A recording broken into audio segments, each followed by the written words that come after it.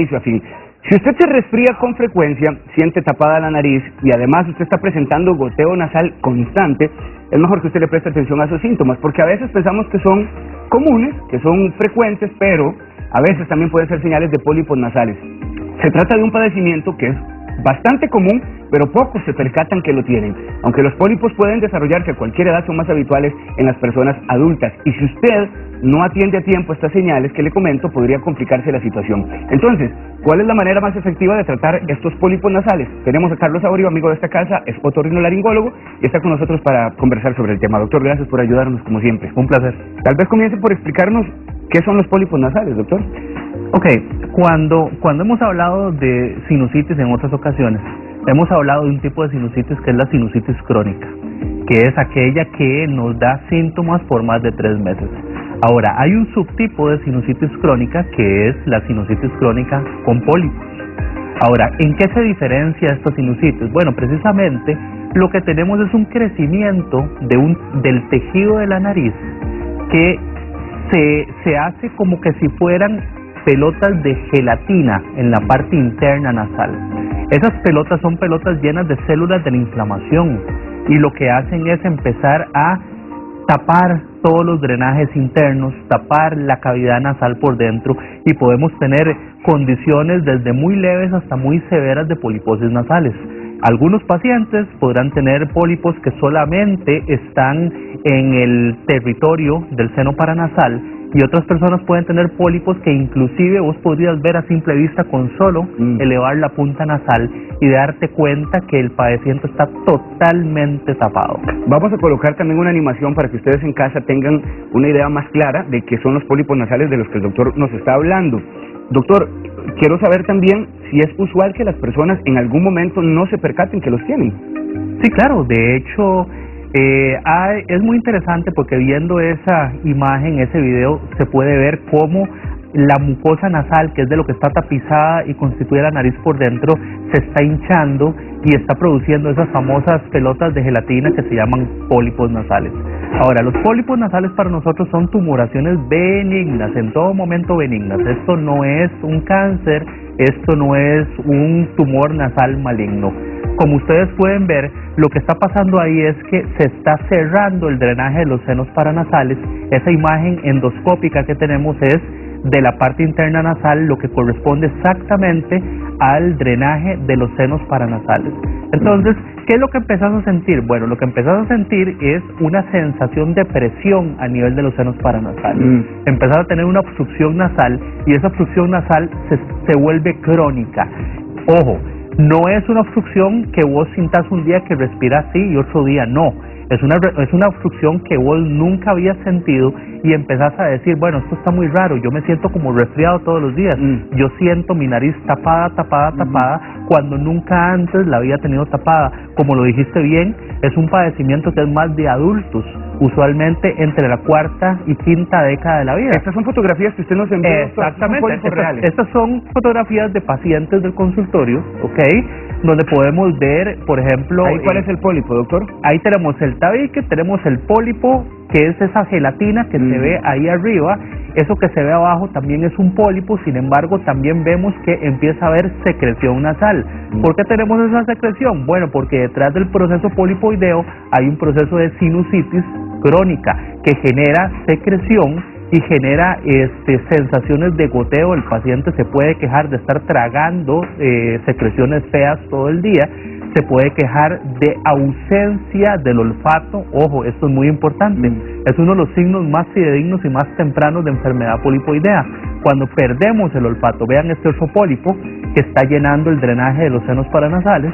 Como podemos ver, es tal cual lo dijimos, es una gelatina. Esto, si lo viéramos al microscopio, está constituido de una cantidad grande de células inflamatorias que nosotros llamamos eosinófilos, y esas células inflamatorias hacen que crezca desproporcionadamente el tejido y que a su vez se genere este grado de inflamación que es, diría yo, una expresión máxima de inflamación nasal. Tengo un montón de preguntas con solo ver estas imágenes, doctor. Este paciente, por ejemplo, que estamos viendo en esta ilustración, le cuesta respirar constantemente.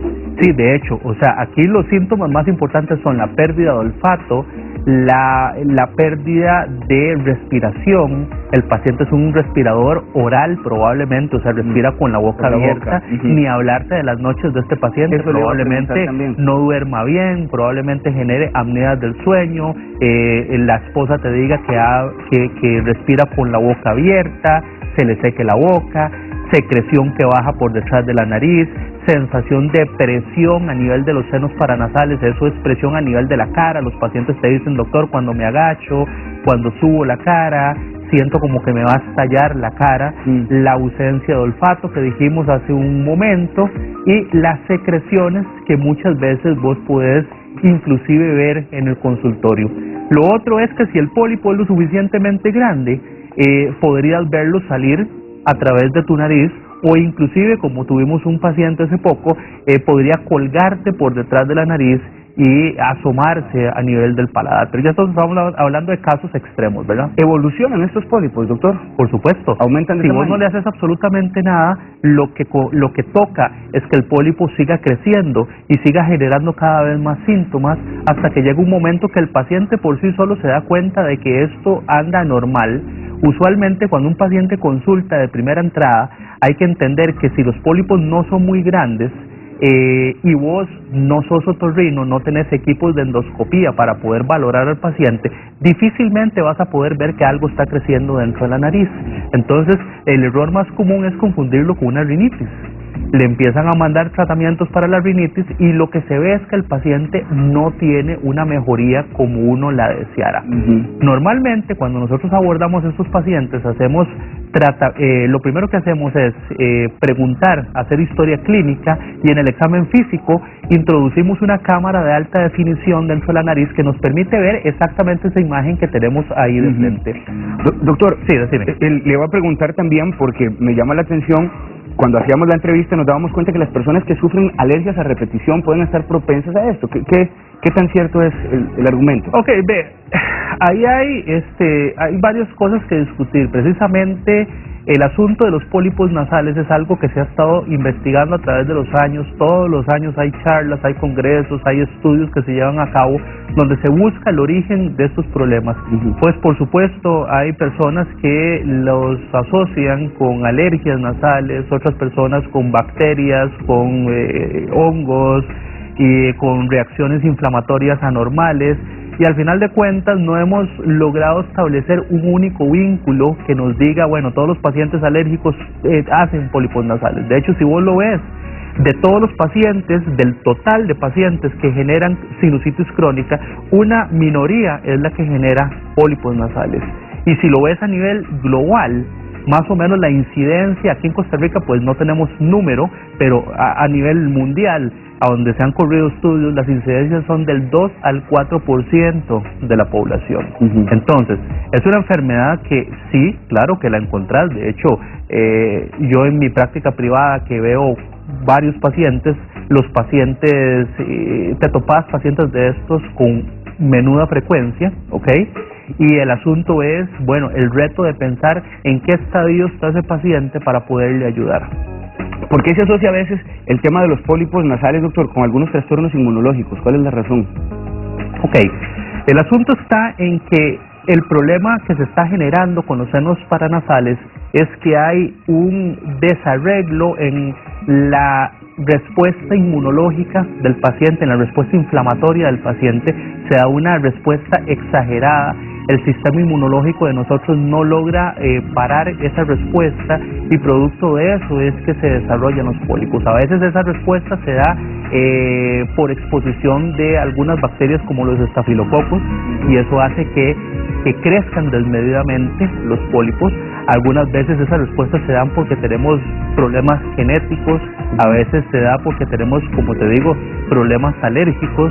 O sea, verdaderamente no hemos logrado definir una única razón del por qué se genera. Lo que sí tenemos muy claro es cuál es el cuadro, y de hecho nosotros utilizamos cualquier cantidad de medicamentos que lo que hacen es modular la respuesta inmunológica dentro del seno paranasal para tratar de hacer que esa respuesta no sea tan severa, y así evitar que crezcan los pólipos. A partir de este momento quiero invitarle para que usted realice sus consultas ahí en el apartado que tiene en la fotografía del doctor Carlos Saborío y nos haga llegar también cuáles son sus dudas. Estamos hablando de pólipos nasales, un padecimiento que es más común de lo que imaginamos, y también sobre todo porque hay algunos síntomas que tendemos a confundir: el goteo nasal, sentir la nariz como taponeada así claramente, y también esto que el doctor mencionaba de uno incluso inclinarse hacia adelante y sentir como una presión fuerte en los senos paranasales, que pueden ser algunos de los síntomas. Así que en este momento realícenos usted sus consultas y enriquezca también esta entrevista. Doctor, quería preguntarle si esto puede asociarse con dolores de cabeza. Sí, de hecho, el asunto con esto es que hay momentos donde la sinusitis puede reactivarse o la sinusitis puede reagudizarse, llamamos nosotros. Entonces, por ejemplo, al tener totalmente tapados los senos paranasales por estas masas polipoideas, de repente las bacterias te infectan o sobreinfectan las secreciones, se genera una inflamación que ya no es crónica, sino que es aguda, que es del momento, y eso genera mucho dolor y mucha molestia. Entonces también no es raro toparse con pacientes que te dicen: vea, doctor, es que a mí cada vez que me resfrío me da sinusitis. Claro, entonces cuando vos pensás en eso y decís: hay muchas personas que se resfrían y no todo el mundo termina en sinusitis, son pacientes donde tenés que hacer un examen adecuado y poder valorar esa parte interna nasal. Al haber una inflamación como la que usted describe, doctor, y que duela esta parte también, ¿los dientes pueden llegar a doler? Claro, de hecho, cuando tenemos afectados los senos paranasales que están acá, que se llaman los maxilares, este seno paranasal es el techo de la boca. Entonces, las raíces dentales usualmente están en contacto con él, y cuando hay muchísima presión en el seno maxilar, es usual que el paciente te diga que tiene dolor, o como me dijo una vez un paciente: siento, doctor, como que se me van a caer los dientes. Es una sensación que es habitual. Sí. Ahora, usted hablaba que uno de los síntomas, y quisiera como que usted hiciera un poquito de hincapié en esto, es perder el olfato, doctor. Sí, claro. Recordemos que el olfato nosotros lo captamos en la parte superior de la nariz. Ahí es donde tenemos las terminaciones nerviosas que nos permiten tener este sentido. Ahora, cuando tenemos estas masas polipoideas, como lo vieron en las imágenes, que no nos permiten que lleguen los olores hacia arriba, pues inmediatamente empezamos a perder el sentido del olfato y a su vez el sentido del gusto, porque necesitamos un buen olfato para tener un buen sentido del gusto. Entonces, entre más grandes sean esos pólipos, pues peor se pone nuestro olfato, y por eso nos sirve a nosotros como un signo de saber cómo está el paciente. Ejemplo, si yo tengo un paciente que está operado y que está con tratamiento médico y recupera su olfacción, pues eso nos da un buen signo que vamos por buen camino. Si se pierde ese olfato, nos dice que el paciente probablemente está teniendo una recaída o está teniendo algún tipo de inflamación que va fuera de lo normal.